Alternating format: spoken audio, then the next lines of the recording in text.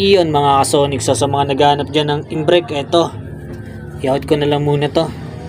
So kailangan natin pamparehistro ng motor. Paparehistro natin yung motor.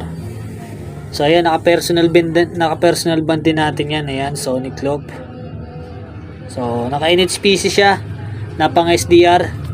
So ito yung sobra nung NHPC natin noon.